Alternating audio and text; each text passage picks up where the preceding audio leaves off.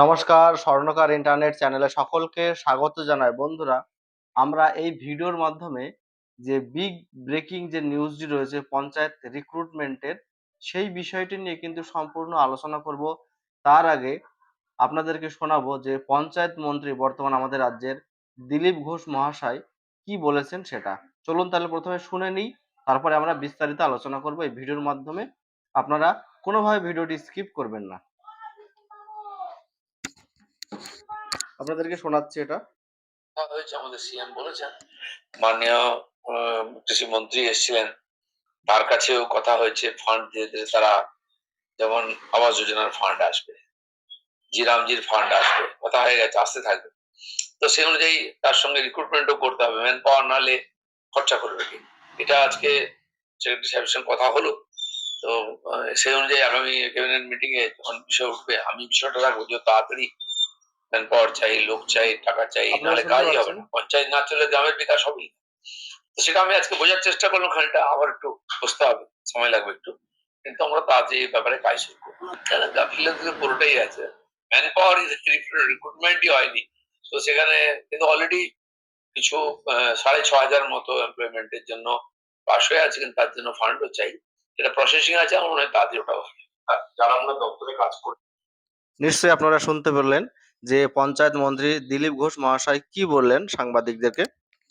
আমরা 2024 নাগাদ 6,700 পোস্টে একটা রেজিস্ট্রেশন করেছিলাম। সেখানে পঞ্চায়েত সেক্রেটারি, সহায়ক, এক্সিকিউটিভ অফিসার, পঞ্চায়েত কর্মী ইত্যাদি বিভিন্ন পদের কিন্তু বেরোনোর সম্ভাবনা ছিল। সেই জন্য কিন্তু রাজ্য সরকারের তরফ থেকে আমাদের একটা রেজিস্ট্রেশন প্রক্রিয়া চালু করেছিল। কিন্তু পরবর্তীকালে দেখা গেল রেজিস্ট্রেশন করায় সার হয়েছে, আর কোনো রকম রিক্রুটমেন্ট কিন্তু সম্পূর্ণ করেনি। রেজিস্ট্রেশন করার পরে দীর্ঘ 2 বছর কিন্তু কেটে গেল,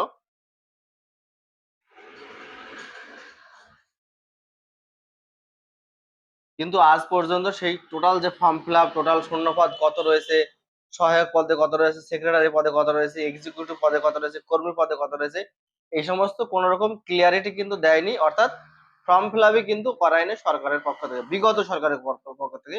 কিন্তু আমরা দেখলাম যে দিলীপ ঘোষ মহাশয় পঞ্চায়েত দায়িত্ব নেওয়ার পরেই উনি যে বক্তব্যটা রাখলেন যে পঞ্চায়েতে কিন্তু প্রচুর পরিমাণে কিন্তু রিক্রুটমেন্ট এর পদ খালি রয়েছে। যে বিভিন্ন পঞ্চায়েত, এক একটা পঞ্চায়েতের ভেতরে 1 জন 2 জন করে কর্মী রয়েছে, যেখানে 5 থেকে 7 জন 10 জন কর্মীর প্রয়োজন, সেখানে 1 জন 2 জন কর্মী দিয়ে চালাচ্ছে। এতে কি হচ্ছে, পঞ্চায়েতে হিউজ পরিমাণ কাজের চাপ বাড়ছে এবং কাজ কিন্তু সেরকম ভাবে হচ্ছে না। সরকার থেকে ফান্ড আসছে, সেই ফান্ড খরচ করতে পারছে না পঞ্চায়েত থেকে। এই সমস্ত বিভিন্ন অভিযোগ কিন্তু থাকছে, ঠিক আছে। এই যে অভিযোগের কারণে তিনি উত্তর দিয়ে দিলেন যে অলরেডি কিন্তু 6,500, অর্থাৎ সেই পোস্টটা কিন্তু 6,700 মতো হবে। সেখানে কিন্তু খুব শীঘ্রই ক্যাবিনেটে উনি রাখবেন প্রস্তাবটি এবং রিক্রুটমেন্টটা কমপ্লিট করার চেষ্টা করবেন। এটা কিন্তু আমাদের আশ্বাস দিয়েছে। যে ভিডিওটা সাউন্ড আপনাদেরকে অডিওটা শোনালাম, সেখান থেকে কিন্তু পরিষ্কার হয়ে গেল যে আমাদের রিক্রুটমেন্ট কিন্তু পঞ্চায়েতে আসতে চলেছে। প্রত্যেককে বলবো, প্রত্যেক স্টুডেন্টকে বলবো, প্রত্যেকটা ডিপার্টমেন্টের শূন্যপদ ফাঁকা রয়েছে, প্রত্যেকটা ডিপার্টমেন্টের নিয়োগ হতে চলেছে। তোমাদের প্রথম কাজ হবে এখন সবকিছু ছেড়ে দিয়ে শুধু পড়াশোনা করা। কারণ অনেকেরই স্বপ্ন থাকে রাজ্যে চাকরি করবে, বাড়িতে বসে চাকরি করবে, কিংবা রাজ্যের মানুষকে সেবা প্রদান করবে। অনেকেরই কিন্তু স্বপ্ন থাকে, আশা থাকে, ঠিক আছে। তাদেরকে বলবো পঞ্চায়েতের চাকরি কিন্তু খুব ভালো ধরনের চাকরি। সেক্রেটারি, সহায়ক, এক্সিকিউটিভ কর্মী সব কটা পোস্টই কিন্তু ভালো চাকরি।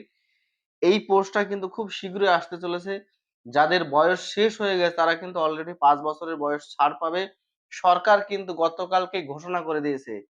তাই প্রত্যেককে বলবো পঞ্চায়েতের সিলেবাস অনুযায়ী পড়াশোনা শুরু করতে, এবং খুব শীঘ্রই কিন্তু বিজ্ঞপ্তি আসতে চলেছে।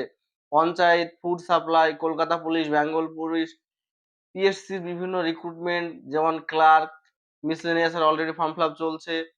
তারপরে ফুড সাপ্লাই ইন্সপেক্টর, এই সমস্ত বিভিন্ন পদে কিন্তু রিক্রুটমেন্ট আসতে চলেছে।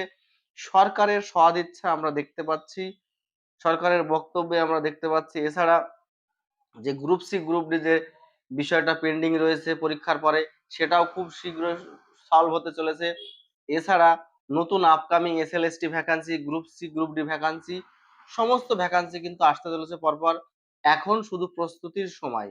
এতদিন আমরা চেয়েছিলাম যেমন বৈশাখের জ্যৈষ্ঠের যেরকম আকাশের দিকে আমরা তাকিয়ে থাকি একটু বৃষ্টির জন্য, যে কখন একটু বৃষ্টি হবে, কখন একটু বৃষ্টি হবে, তেমনি চাকরির ক্ষেত্রেও কিন্তু আমরা দীর্ঘ ১০ বছর সেই হাহাকার নিয়ে বসেছিলাম।